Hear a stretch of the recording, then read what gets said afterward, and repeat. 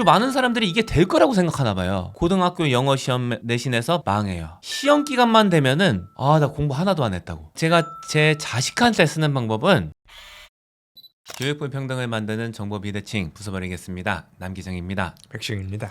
오늘은 저희가 학원에서 아주 많은 학부모님들이랑 상담을 하면서 느꼈던 이거는 좀 부모님께서 말씀하시면 손해보는 말인데 이렇게 말씀하시면은 좀 아이 학습이 좀 안 좋게 될 가능성이 높을 것 같다 라고 생각하는데 저희가 차마 면전에서 말씀드리기가 좀 힘든 말씀 이런 거에 대해서 다뤄보려고 합니다. 사실은 모든 부모님들은 다 아이를 위하는 마음을 갖고 계시고 아이 학습에 도움이 되려는 의도가 다 있으세요. 그래서 의도가 좋고 다 이렇게 말씀하시는 데는 이유가 있다라고 생각해요. 그래서 이게 그렇게 말씀하셨을 경우에는 어떤 문제가 발생할 수 있는지도 말씀드리고 해결책도 좀 제시해 드리려고 합니다.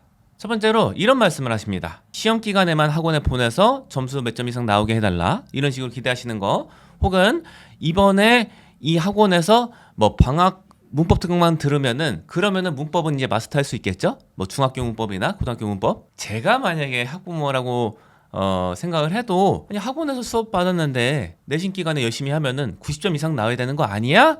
라고 생각을 할 것 같아요. 그런데 여기서 우리가 이제 많이 간과하는 건 무엇이냐? 상당수의 이 영어 습득 자체가 많은 시간을 요구하거든요. 많은 훈련을 요구해요. 그런데 이 접근법은 엄청나게 요구되는 많은 노력이나 시간을 무시하고 막연하게 굉장히 낙관적인 태도를 취한 거기 때문에 문제가 된다. 예를 들어서 뭐 이런 거예요. 영어에서 S 붙이는 거 있죠. 명사가 여러 개면 S 붙이고 주어가 3인칭 단수고 시제가 현재면은 동사 S 붙이는 거. 요거는 이론은 지금 이게 제가 이미 다 말했어요. 이론 말하는데 얼마 걸리지도 않았죠. 설명하는데도 얼마 안 걸려요. 하지만 아이들이 영어 학습자들이 이걸 구현을 하려고 한다. 어떤 시험을 봤는데 이걸 정확하게 구현한다. 이거는 100시간을 투자해도 이거 잘 안 되거든요. 그런데 너무나 나이브하게 아이들은 이게 될 거라고 생각하는 거예요. 왜냐? 이론이 이렇게 간결하니까 이거 그냥 적용하면 되겠네. 너무 쉬운 거야. 근데 막상 이제 이거 해보면은 안 돼요. 자기가 알아요. 견적 자체를 너무나 잘못 냈다. 순진하게. 영어라는 게 그렇게 이 다른 과목도 마찬가지예요. 호락호락하지가 않습니다. 겉으로 보기에는 쉬운 것 같은 건데 실제로 해보면은 잘 안 되는 것들이 엄청 많거든요. 그래서 그것에 대해서 많은 고려 없이 무조건 일정 이상의 점수를 초단기간 내에 얻어내야 된다 라고 생각하시면은 이것이 많은 수의 경우에 아이들 학습에 도움이 안 되고 부모님도 점점 더 힘들어질 수가 있다고 생각을 해요.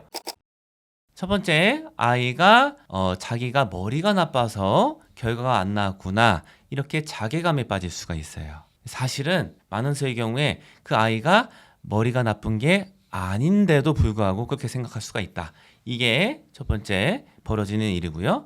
두 번째, 아이가 내 탓이구나라고 생각을 안 하고 자괴감에 빠지지 않고 이게 너무 괴롭잖아요. 주변 사람들을 탓해요. 주변 사람의 대표적인 그 케이스가 선생님, 학원 이런 거거든요. 그러면 어떻게 돼요? 학원이나 선생님을 계속 바꿔요. 사실은 학원이나 선생님들의 특별한 문제가 있었던 게 아니라 제대로 된 방법으로 해도 단기적으로는 결과를 좋게 보는 거를 이제 예상하기가 힘든 상황인데 본인이 그렇게 예상을 했던 거예요. 특별한 문제가 없는데도 계속 학원 쇼핑을 하게 되는 현상을 초래할 수가 있다. 또 한 가지 케이스가 있어요. 뭐냐면은 단기적으로 접근을 했는데 이 결과가 잘 나올 수 있어요. 뭐 예를 들어서 중학교 내신 시험 같은 경우에는 이게 사실은 공부 센스가 어느 정도 있으면은 그 시험 기간에만 열심히 해서 결과가 잘 나올 수 있는 애들이 있어요. 이렇게 될 경우에는 어떤 문제가 생기냐면은 아이들이 이렇게 생각해요. 나는 시험 기간에만 열심히 해도 시험은 잘 보는 애구나. 그래서 누적식으로 자신의 실력을 신장시키는 공부는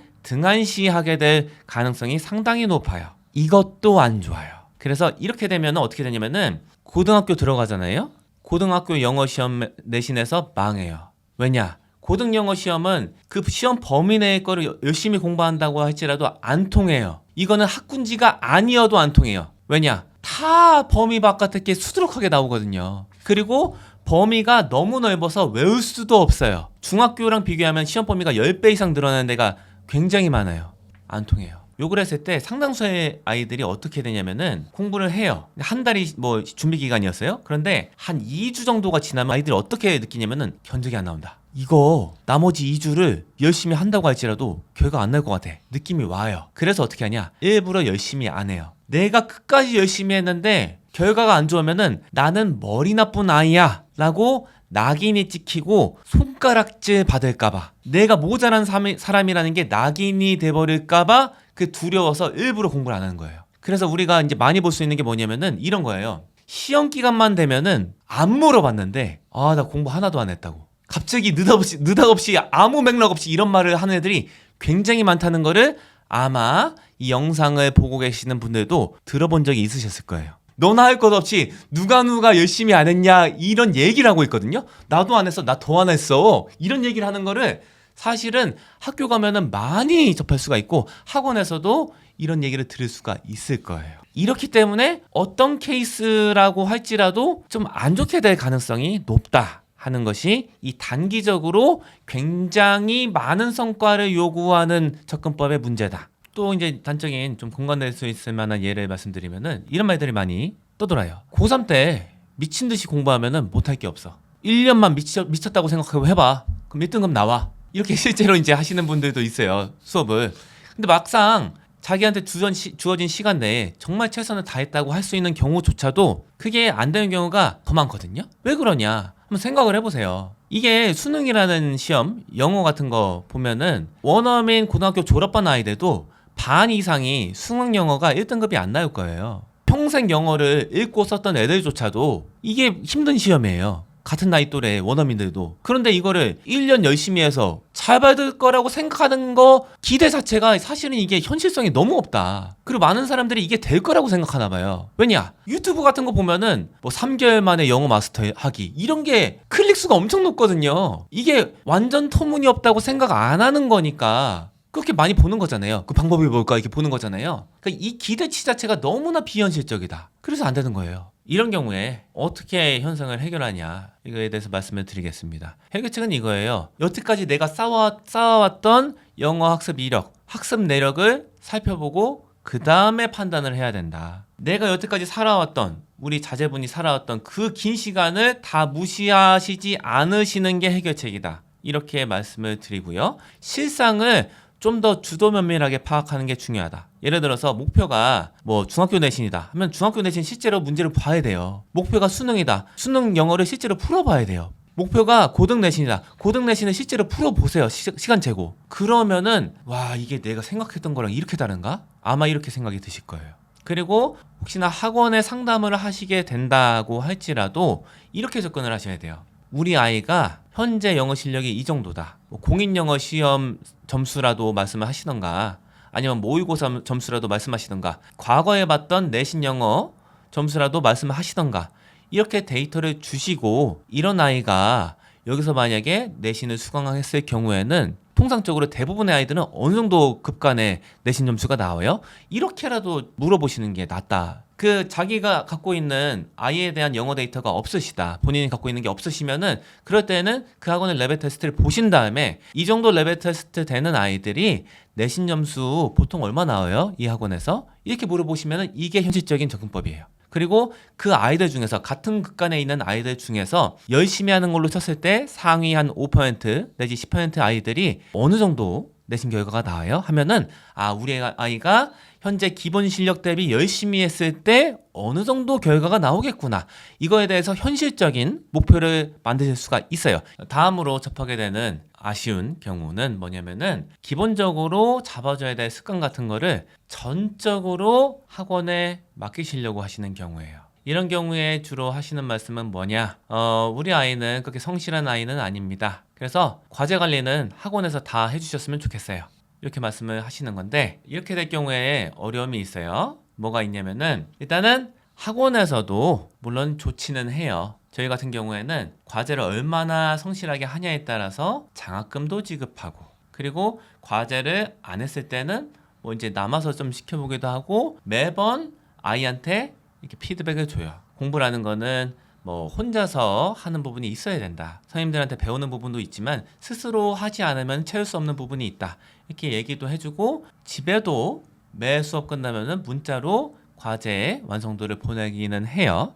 근데 그렇다고 할지라도 이거는 100%다 학원에서 하기는 사실은 힘들어요. 그래서 이 기본적인 습관, 예를 들어서 뭐 과제하기나 시간 지키기, 교재 챙기기 이런 거를 아이들이 잘 안 하게 됐을 경우에 부모님이 적극적으로 나서셔서 이거를 개선하려고 하시는 시도가 많지 않은 경우에 어떤 일이 발생하는 걸 많이 봤냐면은 이 교재 챙겨오는 거 습관 잡는 것만 해도 몇 년씩 걸리는 애들이 있어요. 과제하는 것도 몇 년씩 걸리고 일부의 경우에는 고등학교 졸업할 때까지 시간 안 지키고 과제 성실하게 안 하고 교재 다 학습 자료 같은 거 빼먹고 다니고 이런 애들이 있어요. 이거는 적극적으로 조치를 안 하면은 아이들이 이렇게 될 수가 있다. 그러면 학습 결손이 없을 수가 없거든요. 교재가 없는데 어떻게 공부를 잘해요? 부모님들이 만약에 학원에 전적으로 맡기시려고 하면은 이거는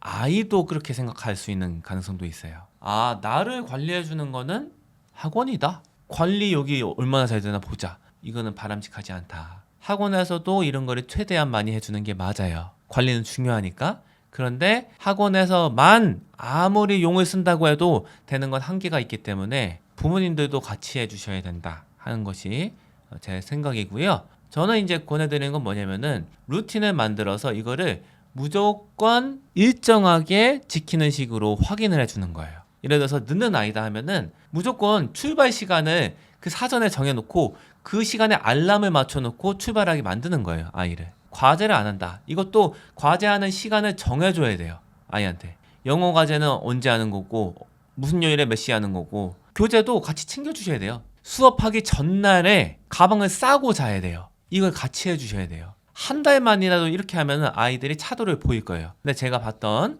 이게 이제 습관이 잘 안 돼 있는 친구들은 부모님들께서 신경을 안 쓰시는 건 아닌데 가끔씩 하루 이틀 정도 체크를 하세요. 근데 그거 갖다가는 사실은 기대하기가 힘들다. 적어도 한 달 이상은 함께 해주셔야 된다. 저는 이제 수업하다가 보면은 눈을 안 마주쳐야 되는 경우가 있어요. 눈을 안 마주치니까 이 아이가 지금 어떤 생각을 하는지 저 얘기를 듣는지 안 듣는지를 판단하기가 되게 어렵거든요. 특히 이제 중학생 아이들 중에는 모자를 이렇게 깊이 눌러 쓰고 오는 학생들이 있어요. 지금 의사소통의 기초가 되는 이제 눈 마주치기가 안 되니까 이 의사소통의 반 정도는 날아가 버린 거예요.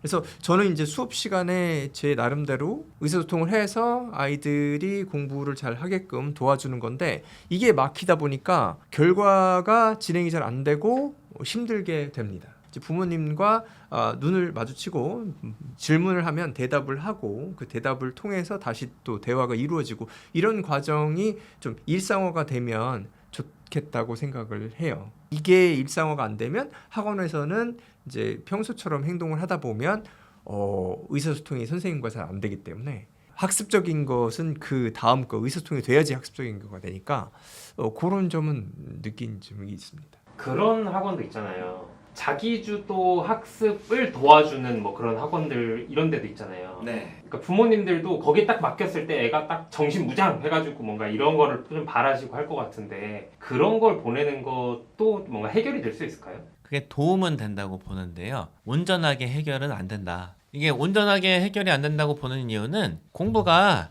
일정 부분은 사실은 자기가 의식적으로 개선하려고 노력을 안 하면은 해결이 안 되는 부분들이 많아요. 왜냐면 머릿속에 있는 거를 주변 사람들이 볼 수가 없거든요. 자기 스스로 생각하는 방식으로 계속 유도해야 돼요. 물론 당장에는 너 스스로 생각해! 말을 한다고 해서 아이가 스스로 생각하는 게 아니니까 그 시간이나 공간을 마련해 주는 게 간접적으로 도움을 줄 수는 있죠. 그거를 한다고 할지라도 스스로의 의지가 없으면은 그냥 가만히 있을 수 있거든요. 그래서 결국에는 본인이 하도록 유도를 계속 해야 된다. 근데 이게 정말 쉽지 않거든요.